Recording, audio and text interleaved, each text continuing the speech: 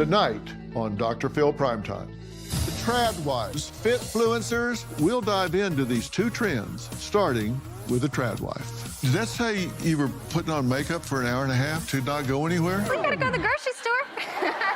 Another trend has young men following fitfluencers down a dangerous path towards performance-enhancing drugs like steroids. How easy was it for you to get a hold of these SARMs? I just had to click on a link that added them to my cart, check them out.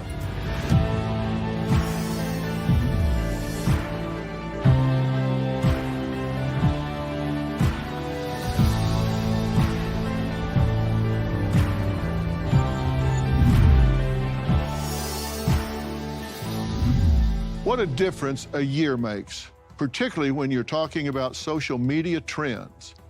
This time last year, you probably hadn't heard of trad wife, a woman who chooses to leave the workforce behind to be a full-time homemaker. But tonight, trad wife content creators are boasting millions of followers and nearly 100 million views. Of course, not everyone likes this trend.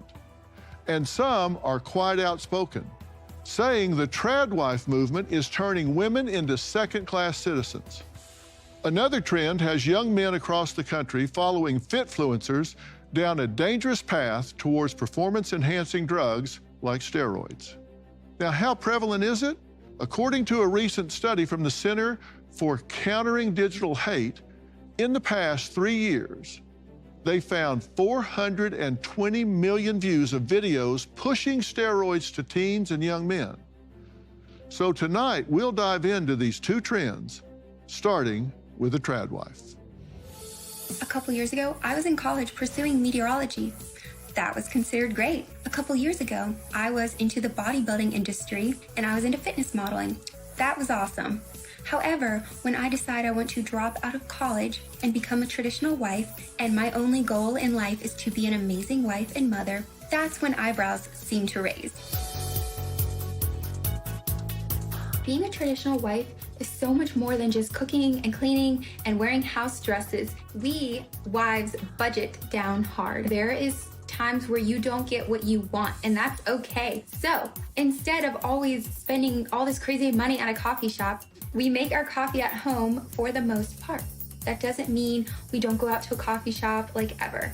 My husband took me out for my birthday, and you know what? I did get a coffee, and it was expensive because it was my birthday, and that is okay. Another thing traditional wives love is aprons, because these aprons are like our house uniforms. We know when we put those aprons on, we mean business. If you are a career woman, you are sacrificing time at home for your career. And same with traditional wives, we are sacrificing a career for more time at home. Women should have the choice to be homemakers or not without being judged. And women should also be able to use the term trad wife, which means traditional wife, and not be shunned for wanting to be more traditional. Well, Esty, welcome. Thank you so much for having me. Well, so tell me, you think the trad wife movement, and trad wife is like a hashtag, it's on TikTok, it's on Instagram, right? Yes. So this is a big deal on social media. Why do you think it's controversial? I think that it comes from both a positive side and a negative side. I think that it is gaining a lot of attention because a lot of women are realizing that being a wife and a mother is enough, and you don't have to have a career as a woman to feel fulfilled.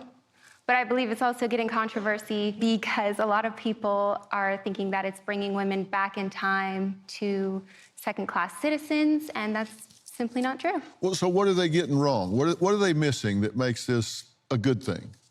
Well, you are not a second-class citizen being a traditional wife. You are embracing a role at home, and you are a wife, and you're a mother, and you're taking care of your home. So it's a very valid and fulfilled role. You actually go on social media and promote this, right? Yes, I do. And that's kind of a job. It's more of a hobby. But you have 100,000 followers or more, right? Yes. On different platforms. Yes. And do you monetize that? I do. TikTok pays me anywhere from $50 to $180 a month, and then YouTube pays me $300 a month. So you put out quite a few videos, and a lot of people look at them. Yes. What do they say? A lot of women support this. A lot of women want this, and they are so happy that there's a woman out there online. And there's plenty of women doing this, but they're really happy to find other women online who are promoting this and saying that this is a great thing to do, and they're happy, and this is enough. On the negative side, you have a lot of people thinking that this is a white supremacy movement, and it's linked to white supremacy. That this is dangerous for women to be financially dependent on their husband. Yeah. Esty says a day in the life of a trad wife is really very busy.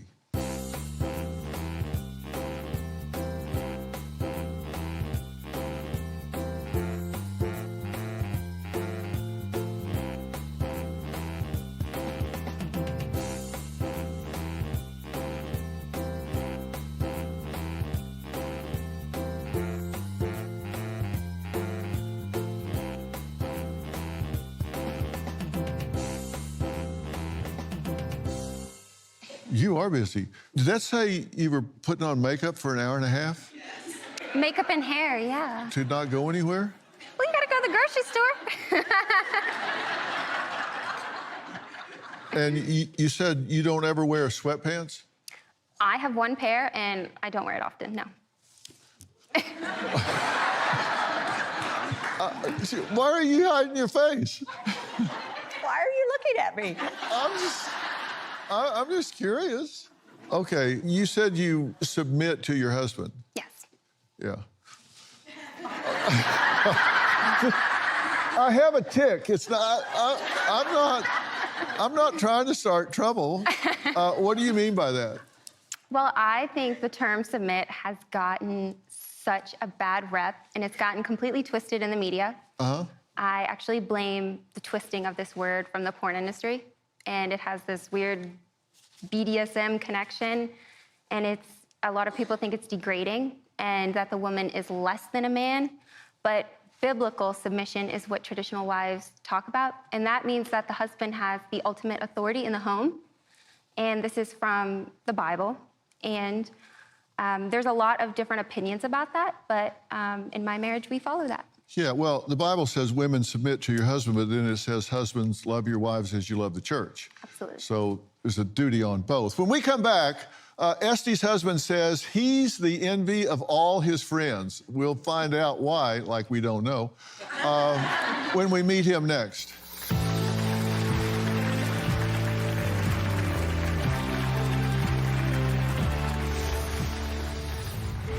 A modern man would feel much more insecure than I do as a traditional husband. I don't mind at all when I have to call you and check in and make sure you're okay with me going somewhere. I submit and I serve my husband. There is something very dangerous in women being beholden to those gender roles because there are higher rates of sexual abuse, sexual violence, domestic violence, and financial abuse.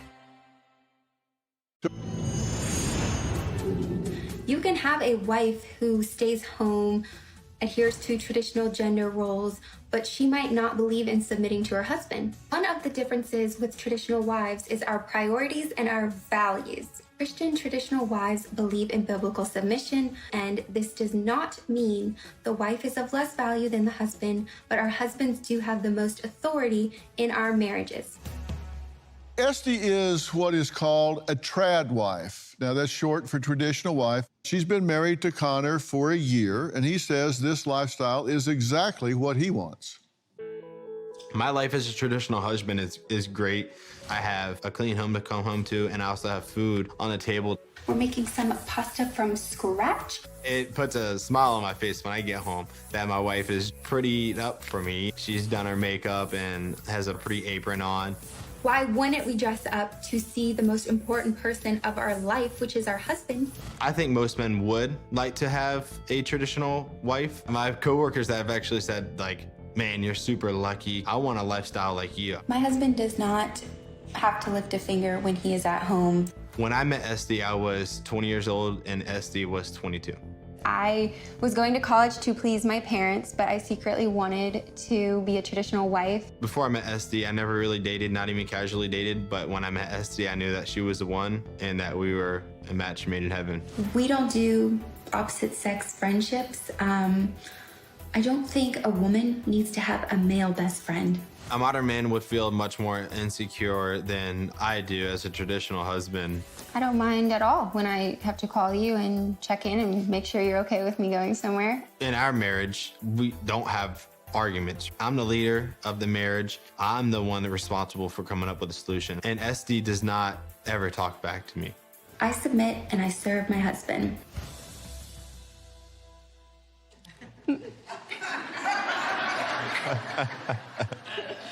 I'm sorry. So why was a trad wife important to you? When you raise a family, you know, her taking care of the children, staying home with the children, coming home to a well-cooked meal, clean house, and just having a wonderful life and living life and loving your family and your wife. And how did you bring this up? I brought it up on our first date, actually. Yeah, surprisingly, yeah, I did. Really? Yes, I did, yep.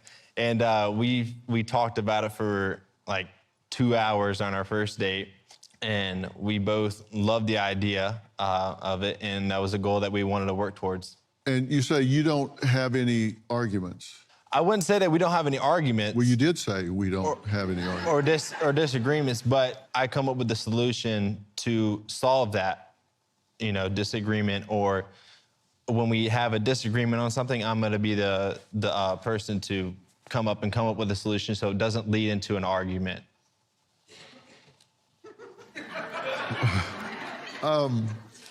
And that's because you're the repository of all knowledge, or what? How does that work?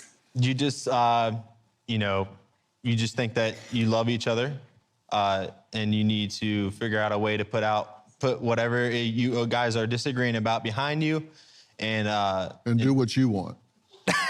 do what I want. Well, that's what you said. You come up with the solution. We come up with a solution, but you know, it's not always what I want. You know, I want to make my wife happy. You know, that's my job as a husband, to make my wife happy and love my wife more than anybody or anything. Yeah. Well, we had that kind of agreement.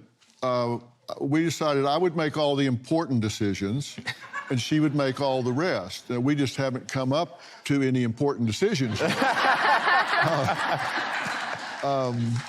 that's worked out really great. It's a very balanced life. I think people think it's extreme to have one person at the head of the household, but it's very natural and it's been done for a very long time. Mm-hmm. What do you think about modern feminism? I think it hurts a lot of things. I think it hurts masculinity in general. I think it hurts the traditional roles that we live. I think that, you know, and I think it hurts masculinity because the woman is more the leader than the man. Men are born to be leaders. A masculine man needs to be a leader, and he needs to walk with God. And he needs to be able to protect his wife at all costs. And that's what my take is on it. Mm-hmm. Do you think you would ever support her having a career outside the home? I would support my wife in whatever I need to support my wife in. But, you know, that's why I married the woman I married, because we chose this lifestyle and this is what we love. Do y'all plan to have a family? Yeah. We do. How many children? I would say around 3 children. That's the ideal, but if it's more, then it's more, and we'll love it. Yeah. We're going to hear from some other women that have different viewpoints when we come back.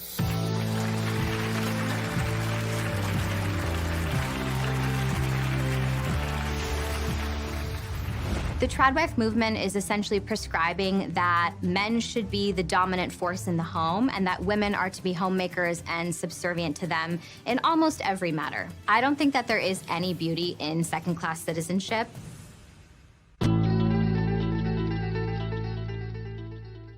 Neha says that she doesn't like this new trend. She says trad wives are looking back to the 1950s with rose-colored glasses and romanticizing a time that really wasn't so great for women.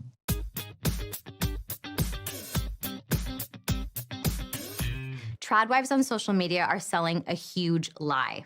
Tradwives say that the woman's place is in the home as a homemaker, but what tradwives are actually doing by producing all of this high-quality social media content is working, is generating income, and that's disingenuous to their followers.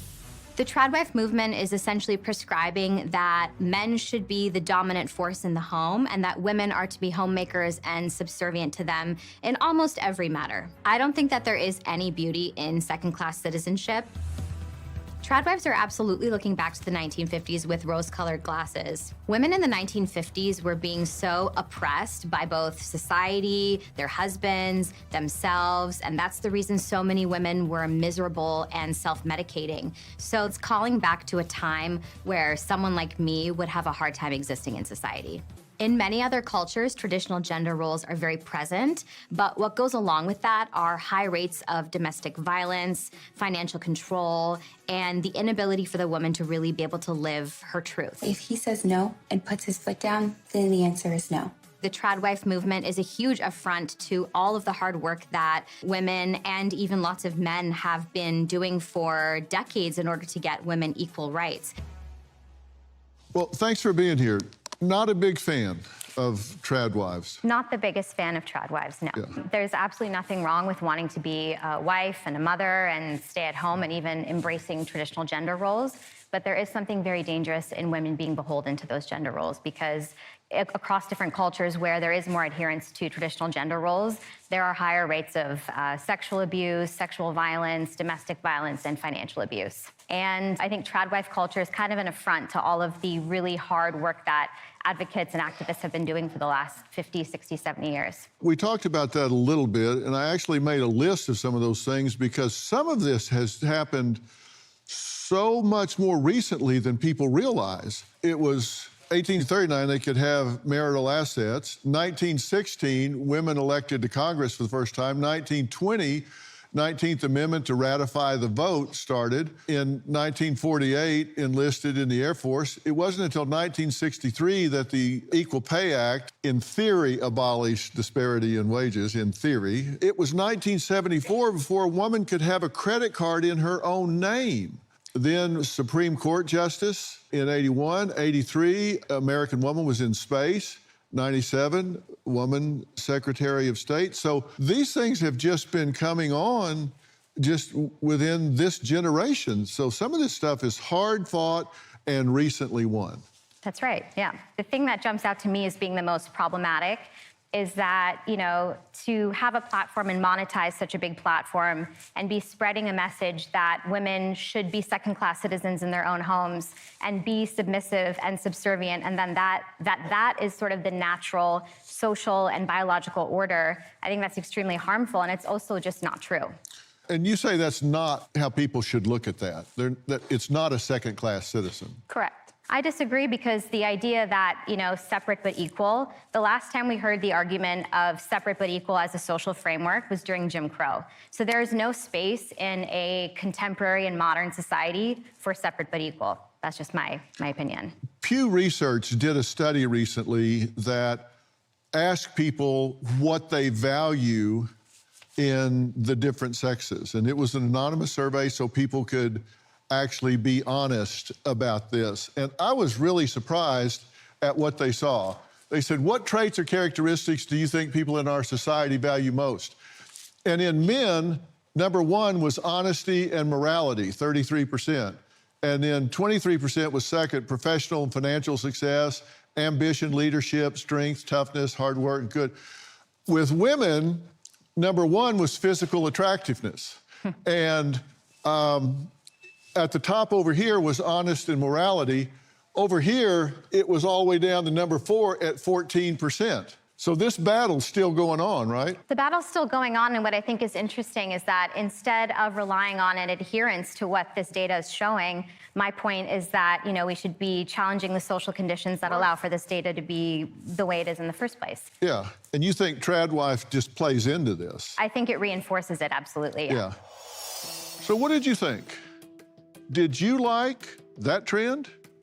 The next trend we're diving into can get dark and dangerous in a hurry. And this one is aimed at teen boys and young men. A look at bro science and bigorexia is coming up next.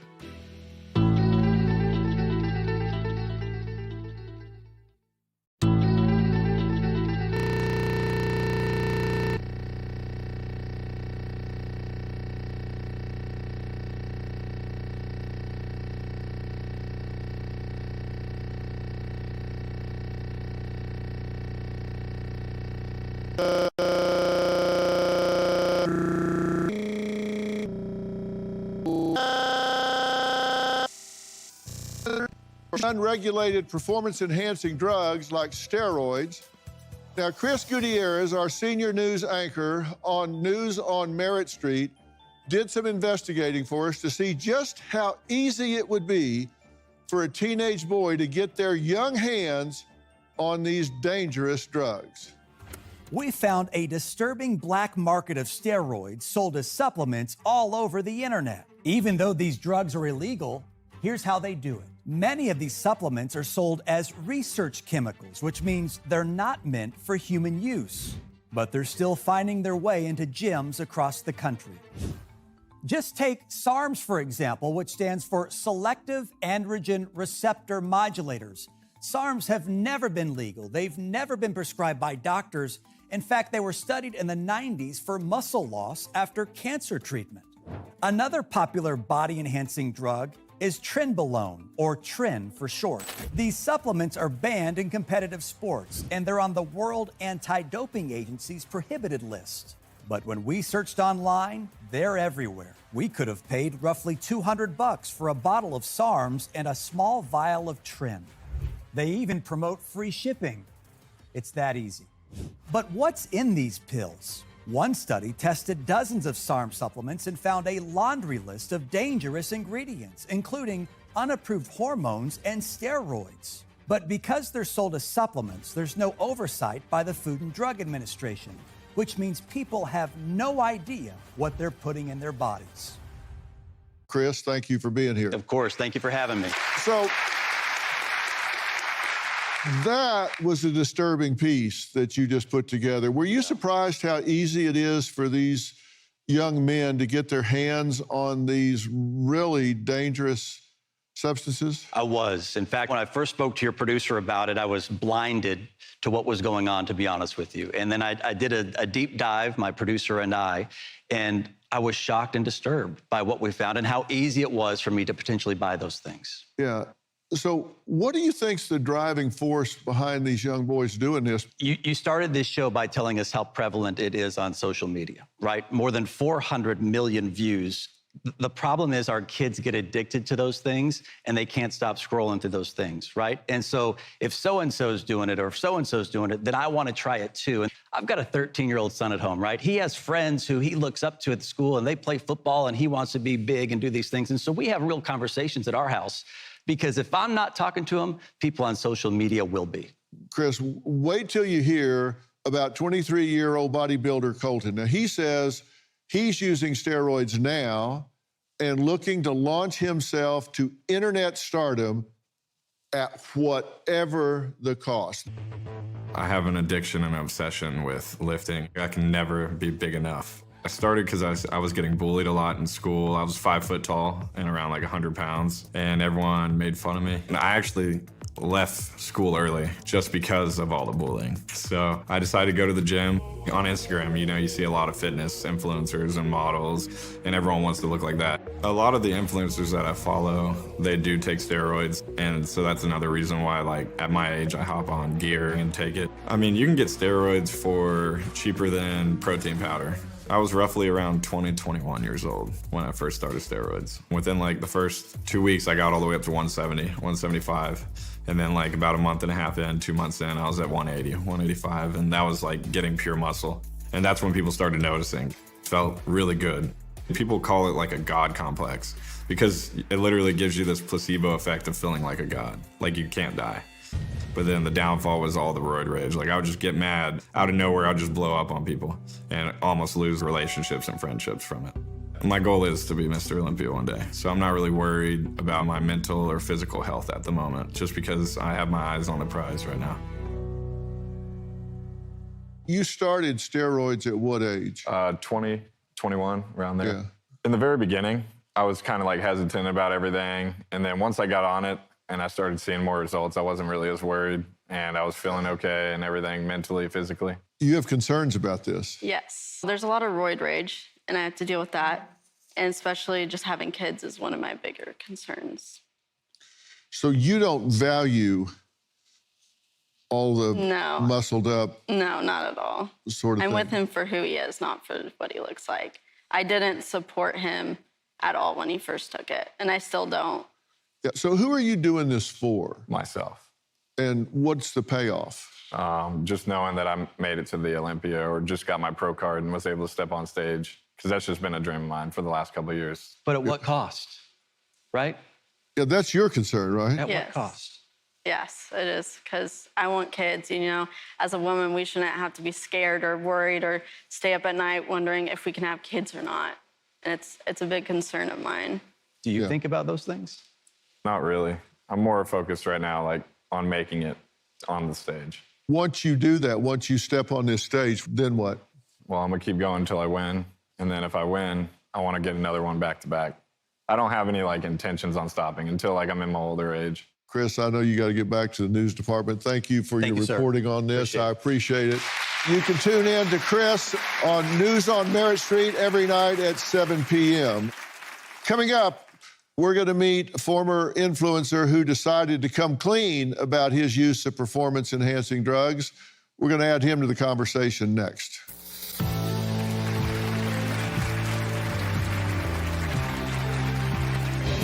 The next morning, I woke up and I opened my blinds and everything was distorted. Everything was super white. It felt like I was going blind.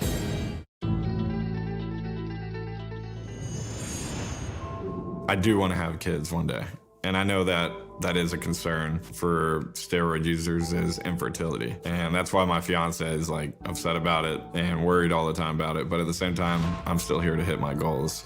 If I go to a doctor and they tell me that I have low testosterone naturally and that I'm infertile, that's not gonna stop me then. Then I'm gonna just keep going. Well, infertility is one of the #1 side effects of steroids, which begs the question why people do what they do and don't do what they don't do. My concern about this is it doesn't make rational sense knowing the side effects. It just doesn't. Now, like Colton, Ryan developed an interest in bodybuilding when he was just 12 years old, but he wanted to follow in his father Sean's footsteps. So at just 16 years old, Ryan says his muscle gains just really plateaued, so he found another way to get to superhero status.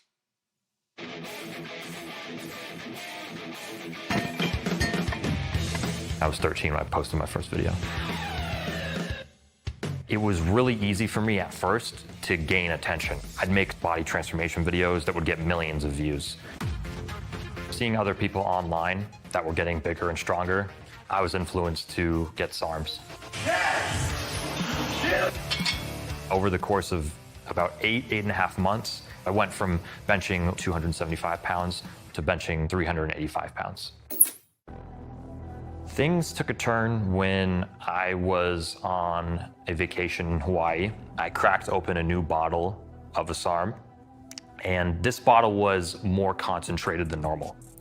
And I didn't really think of it at the time. I just took my normal dosing for the night. The next morning, I woke up and I opened my blinds and everything was distorted. Everything was super white. It felt like I was going blind for like 2 or 3 minutes. It was scary. I definitely think that experience motivated me to stop it.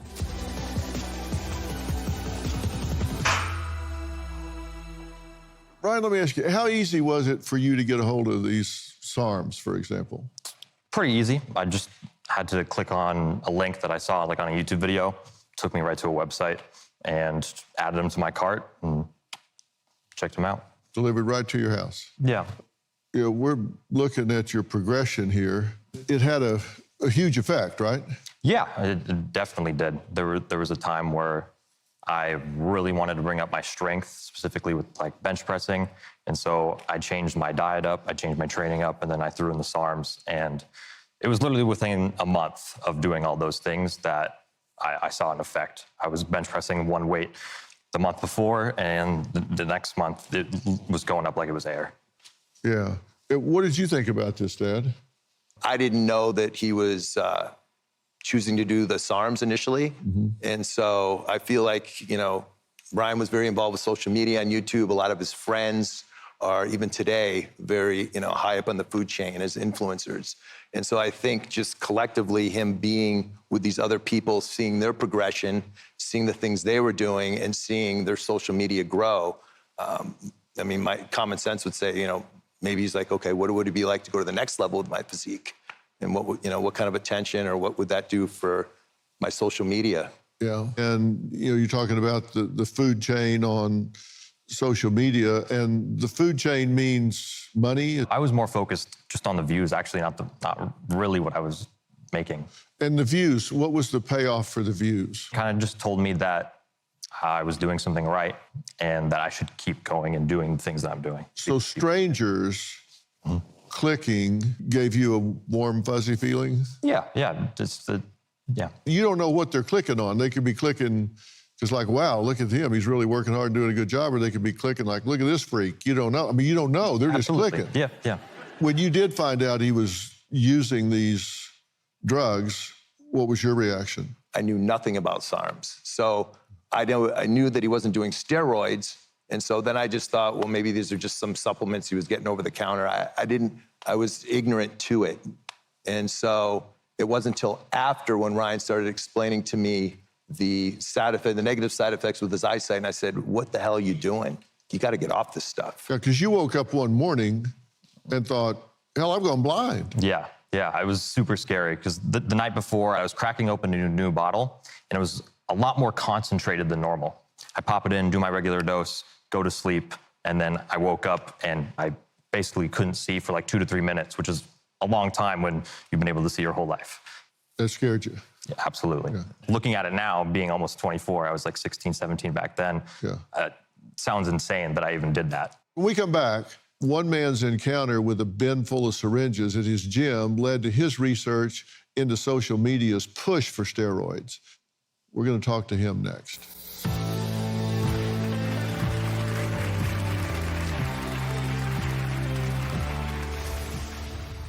This is really just the tip of the iceberg. This is a tag team between TikTok and the people pushing these drugs. It's really ruthless, and it's all to make a quick buck.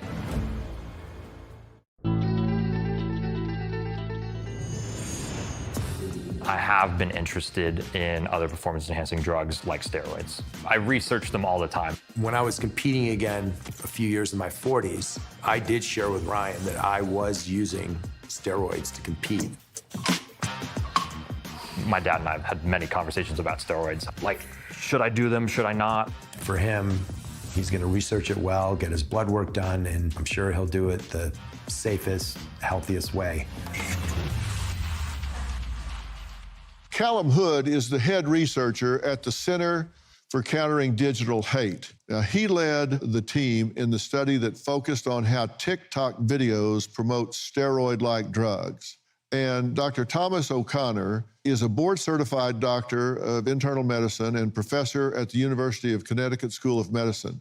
He's also known as the anabolic doc, who knows firsthand what it's like to be addicted to performance enhancement drugs. Thank you both for being here.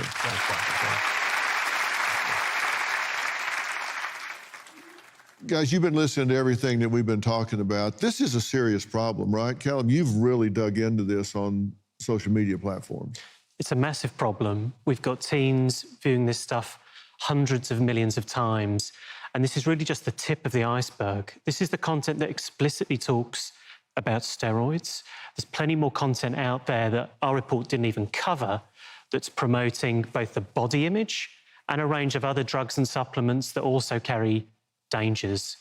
And TikTok videos promoting steroids have been viewed 587 million times just in the last 3 years, with 420 million users aged 18 to 24. So they're being targeted. They're really aiming this through the algorithm. It's feeding this information to these young kids who are vulnerable, wanting to change their body image.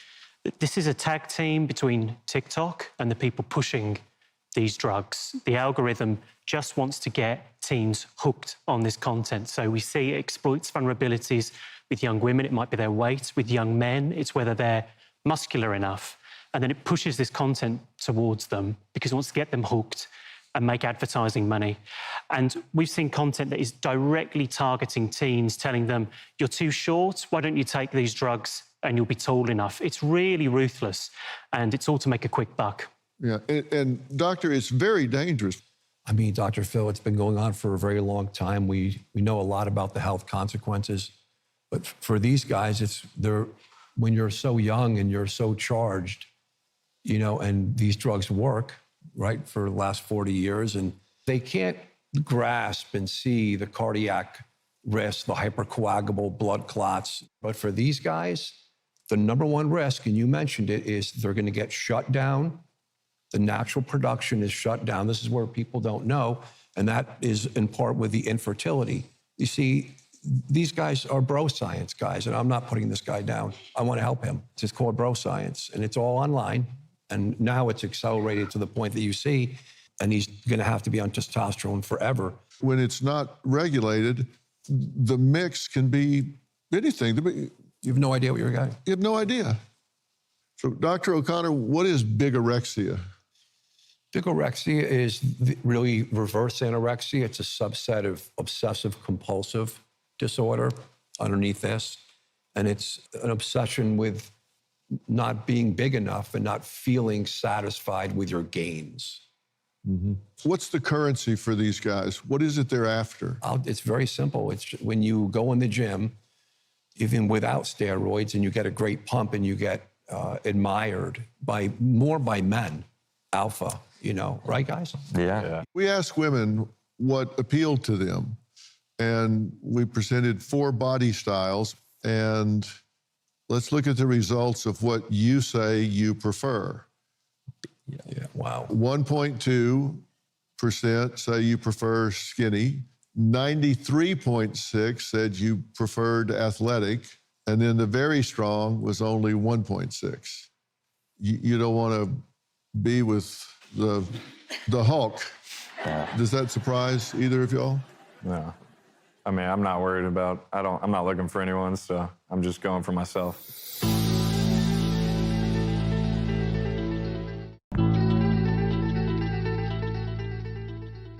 Researcher Callum Hood found that social media platforms are using algorithms to send out messages romanticizing steroid use to young teens.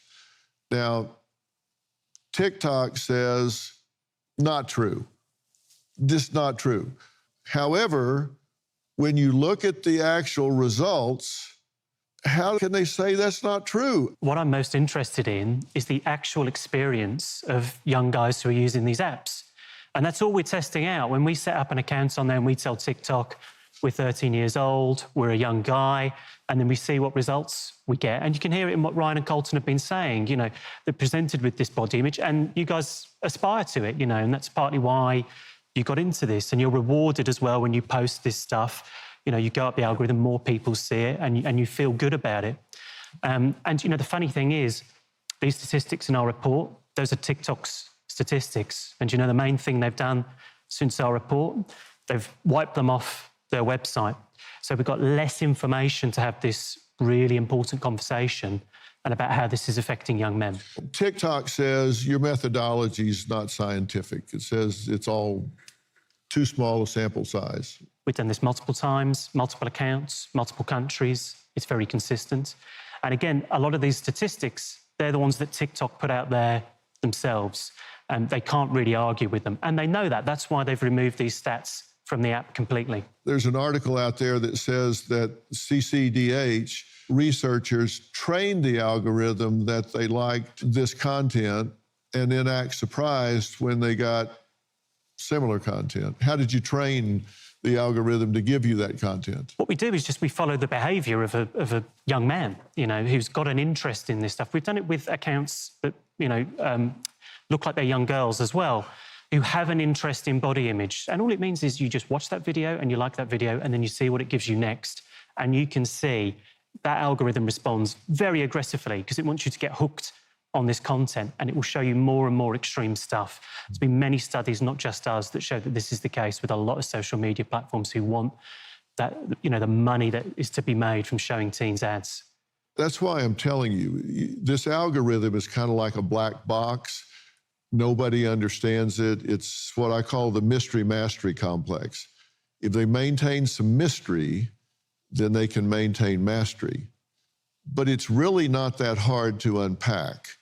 It looks at who the user is, and then it pays attention to their viewing patterns. And they can start funneling information to them. And if they take the bait, man, it just goes crazy and starts funneling it to them. It's just unbelievable. And it's important for us to be having this conversation about it, what the risks are, why are young men doing this. And TikTok holds a lot of the information on that would allow us to have that conversation. But they don't want to share it. We have a statement from TikTok. Content that is instructing, selling, or depicting using selective androgen receptor modulators, SARMs, violates our community guidelines and will be removed when detected. I feel so much better. I want to thank Chris Gutierrez, Dr. Thomas O'Connor, Callum Hood from the Center for Countering Digital Hate, and really all of my guests. We'll have even more information about tonight's show on our website, so make sure to log on to drphil.com. We'll see you next time. Thank you so much.